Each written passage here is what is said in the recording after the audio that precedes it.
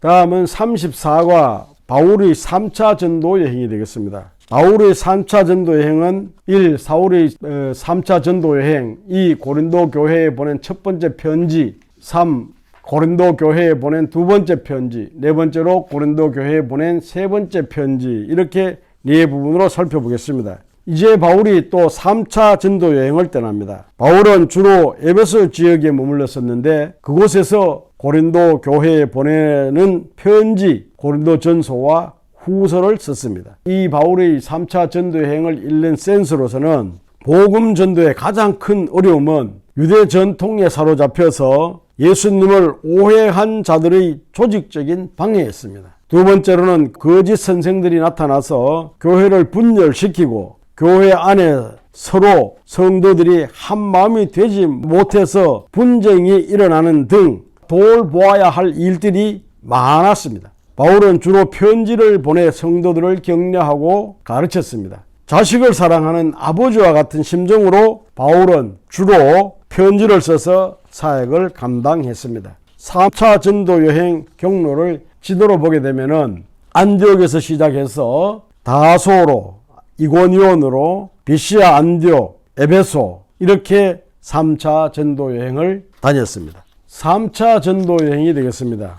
3차 전도 여행은 사도행전 18장 23절에서 19장 그리고 고린도 전후서에 기록이 되어 있습니다. 바울의 3차 전도 여행은 에베소에서의 사역과 고린도 교회를 위한 편지 사역이 주를 이루게 됩니다. 바울이 소아시아의 수도인 에베소에 도착하기 전 에베소에서 알렉산드리아 출신의 아볼로라는 사람이 열심히 예수님에 관한 것을 가르치고 있었습니다. 그런데 브리스길라와 아굴라가 보니 그는 요한의 세례만 알고 있을 따름이었습니다. 그래서 브리스길라와 아굴라는 바울에게서 배운 복음을 다시 아볼로에게 전해주며 그의 복음의 사역을 돕습니다. 그리고 그들 부부는 아직 목회자가 없는 고린도 교회로 아볼로를 보냅니다. 이 무렵 바울은 에베소에 도착하여서 약 2년 동안 두란노 서원에서 집중적으로 가르칩니다. 이 교육을 통해 많은 제자들이 생겨났습니다.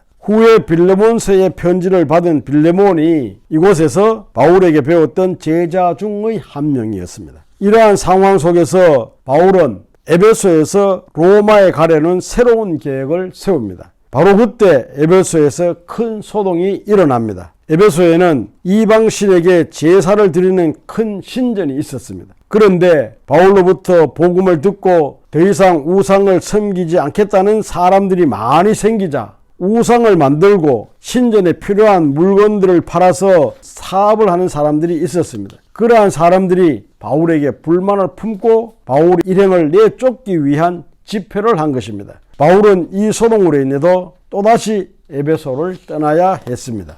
두 번째로 고린도 교회에 보낸 첫 번째 편지가 되었습니다. 고린도 1장에서 16장까지의 말씀인데요. 바울의 3차 전도 여행과 함께 읽는 고린도 전후서를 우리가 생각하게 되면은 사도 바울이 에베소에서 머무는 동안 고린도 교회에 보낸 이 편지들은 낮은 마음을 향한 높은 설득이었음을 기억하며 목회자였던 사도 바울의 마음을 품고 이 서신서들을 읽어보면 좋겠습니다. 바울이 아직 에베소에 있을 때 고린도 교회에서 목회를 하고 있던 아볼로가 에베소에 있는 바울에게 찾아와서 고린도 교회의 문제들을 털어놓습니다. 바울은 2차 전도 여행 중에 고린도에 1년 6개월 정도 머물면서 복음을 전하며 고린도 교회를 세웠습니다. 이후 바울이 떠나고 아볼로가 고린도 교회에서 목회를 하게 되었는데 그곳에서 교인들은 아볼로파, 바울파, 베드로파, 그리스도파라는 그 파벌을 만든 것입니다.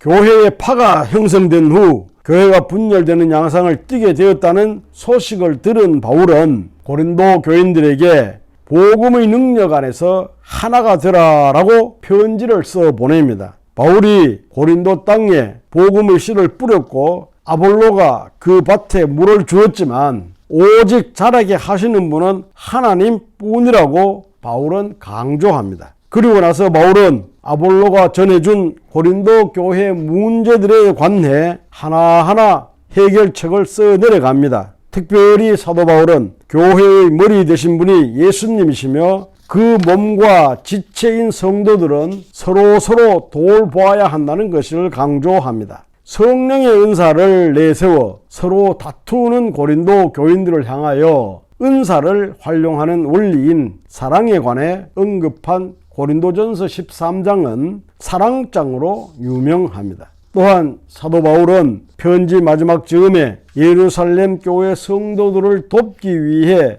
구제 헌금에 참여할 것을 부탁합니다. 복음의 장애가 되지 않게 하려고 자비랑으로 선교를 하는 바울이었지만 성도들을 돕는 일에는 교회가 적극적으로 나서도록 독려하고 있는 것입니다. 바울은 이 편지를 써서 디모데의 손에 들려 보내게 됩니다. 이때 바울은 아볼로에게 고린도에 다시 돌아가라고 여러 차례 권면하는데 아볼로는 전혀 갈 마음이 없다고 합니다. 아볼로가 교회에서 정말 많이 힘들었던 것 같습니다.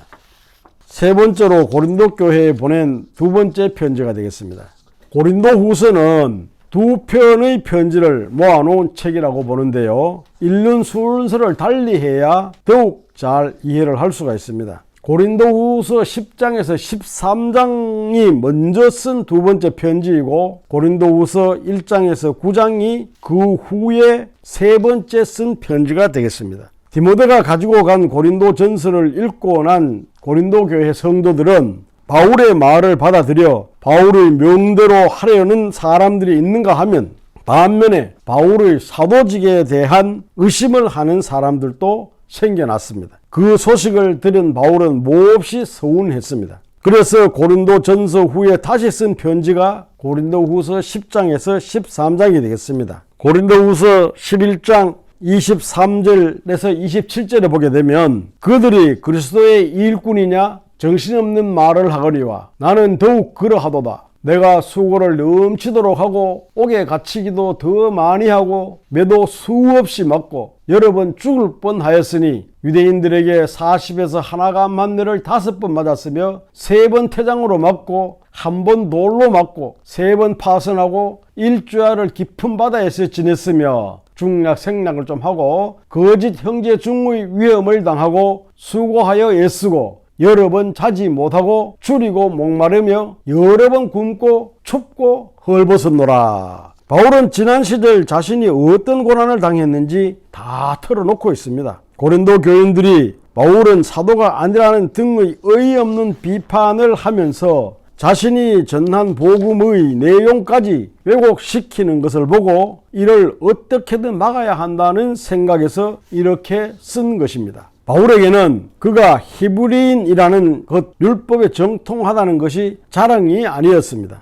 오히려 그가 생각하는 그리스도의 일꾼됨의 기준은 그리스도를 위해서 얼마나 많은 고난을 받느냐라는 것입니다. 어쨌든 후대 우리 입장에서 보면 이 편지를 통해 바울이 전도 여행 과정 속에서 얼마나 많은 고난을 겪었는지를 알게 됩니다. 그런가 하면 바울을 대적하는 이들이 바울은 영적 경험이 부족하다고 공격이 거세어지자 바울은 어쩔 수 없이 자신이 셋째 하늘에 갔던 경험을 이야기합니다. 하지만 바울이 여기에서 자신의 영적 경험을 이야기하는 이유는 자신의 영적 능력을 자랑하기 위해서가 아니라 자신의 약한 부분을 통해서 역사하시는 크신 하나님을 보이기 위함이었습니다. 이런 내용의 편지를 이번에는 디도 편에 보내게 됩니다. 다행스럽게도 고린도 교인들이 이 편지를 읽고 모두 크게 반성하게 됩니다.